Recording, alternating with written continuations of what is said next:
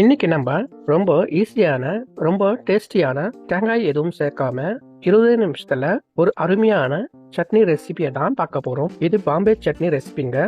இது நீங்க இட்லி, தோசை, சப்பாத்தி, பூரி எல்லாத்துக்குமே தொட்டு சாப்பிடலாம். வேற லெவல் டேஸ்ட் இருக்குங்க. வாங்க இந்த சிம்பிள் அண்ட் டேஸ்டியான பாம்பே சட்னி எப்படி செய்யறதுன்னு பார்க்கலாம். வெல்கம் டு சின்ன ஜோன் சேனல். முதல்ல இந்த ரெசிபி செய்யறதுக்கு தேவையான பொருட்களை கட் பண்ணி வச்சுக்கலாம். நான் ஒரு கட்டு கொத்தமல்லியை பொடியாக கட் பண்ணி வச்சுருக்கேன். நீங்களும் இது போல் கட் பண்ணி எடுத்துக்கோங்க.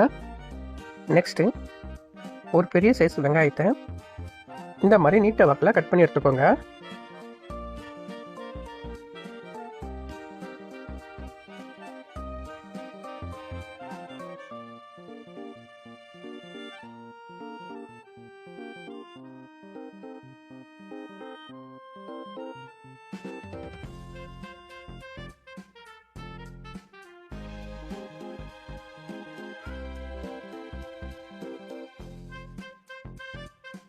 ஒரே ஒரு தக்காளி எடுத்துக்கோங்க.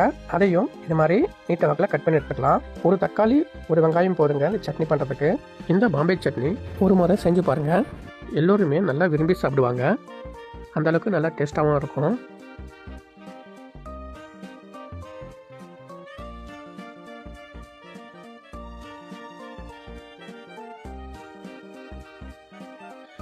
இது போல் எல்லாத்தையும் கட் பண்ணி வச்சுக்கோங்க. அப்போ தான் நம்ம பாம்பே சட்னி செய்கிறதுக்கு ஈஸியாக இருக்கும்.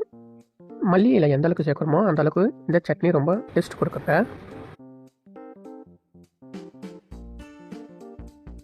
இந்த பாம்பே சட்னிக்கு 3 பச்சை மிளகாய் எடுத்துருக்கேங்க. இதில் 2 பச்சை மிளகாய் நான் யூஸ் பண்ண போகிறேன். ஏன்னா காரம் கொஞ்சம் அதிகமாகும். வீட்டில் பசங்க காரம் அதிகமாக சார மாட்டாங்க. நான் 2 எடுத்துருக்கேன். இது மாதிரி பொடிசாக கட் பண்ணிக்கோங்க. உங்களுக்கு காரம் அதிகமாக தேவைன்னா கூட சேர்த்துக்கலாம்.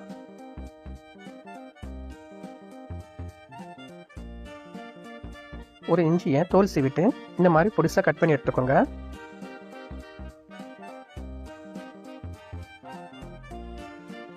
இப்போ நம்ம கடலை மாவை கரைச்சிக்கலாம். இந்த ரெசிபிக்கு நான் 3 டேபிள் ஸ்பூன், அதாவது 100 கிராம் கப் அளவுக்கு கடலை மாவு எடுத்துருக்கேங்க.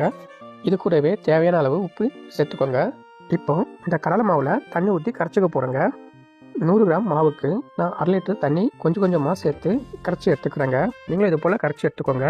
ஸோ கட்டி எதுவும் இல்லாமல் இந்த மாதிரி நல்லா கரைச்சி விட்டுக்கணும். விஸ்க் இருந்ததுன்னா உங்களுக்கு ரொம்ப ஈஸியாக சட்டுன்னு இந்த மாதிரி கரைச்சி விட்டுக்க முடியும். கடலை மாவை கரைச்சி இதை தனியாக எடுத்து வச்சுக்கலாம்.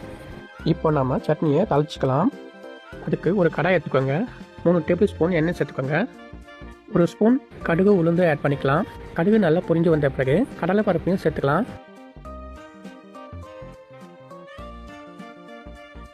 1/2 ஸ்பூன் சீரகம் சேர்த்துக்கலாம். 3 காஞ்ச மிளகாவை ஆட் பண்ணிக்கலாம். ஒரு கொத்து கருவேப்பிலை ஆட் பண்ணிக்கோங்க. இப்போ எல்லாத்தையும் மிக்ஸ் பண்ணி எடுத்துக்கலாம்.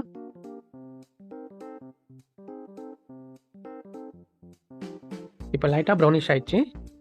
இப்போது நீட்டு வாக்கில் கட் பண்ண வெங்காயத்தை ஆட் பண்ணிக்கலாம். வெங்காயம் நல்லா ப்ரௌன் ஆகக்கூடாது, கண்ணாடி பதத்தில் இருக்கணும். பாருங்கள், இந்த ஸ்டேஜ் இருக்கணும். இந்த ஸ்டேஜில் நம்ம தக்காளியை கட் பண்ணி வச்சதை ஆட் பண்ணிக்கலாம்.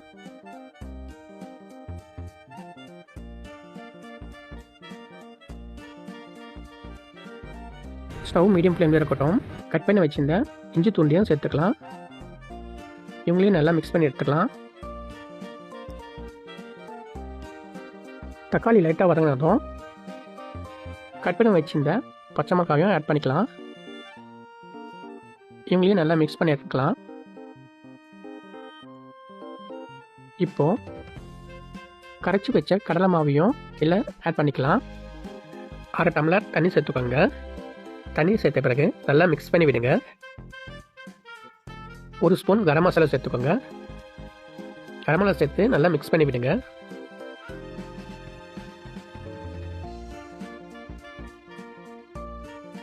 ஒரு ஸ்பூன் மஞ்சத்தூள் சேர்த்துக்கோங்க. 10 நிமிஷம் போல் நல்லா கொதிக்க விடுங்க. 10 நிமிஷம் கழித்து பாருங்கள், நம்மளோட பாம்பே சட்னி சூப்பராக ரெடி ஆகிருக்கும். இந்த மாதிரி செஞ்சு உடனே நீங்கள் சூடாக இட்லி, தோசை, சப்பாத்தி, பூரி எல்லாத்துக்கும் வச்சு சாப்பிடலாம். ரொம்ப டேஸ்ட்டாகவும் இருக்கும் ஃப்ரெண்ட்ஸ். ஒரு முறை ட்ரை பண்ணி பாருங்கள். சப்போஸ் உங்களுக்கு உருளைக்கிழங்கு ரொம்ப பிடிக்கும்னா ஒரு உருளைக்கிழங்கை வேக வச்சு மேஷ் பண்ணி இதில் சேர்த்துக்கலாம். ஸோ அது ஒரு ஆப்ஷனல் தான், ஒரு சின்ன டிப்ஸுங்க. ஃபைனலாக ஒரு கொதி வந்தோடனே நம்ம முன்னாடியே கட் பண்ணி வச்சிருந்த மல்லி இலையும் இதில் சேர்த்துக்கலாம்.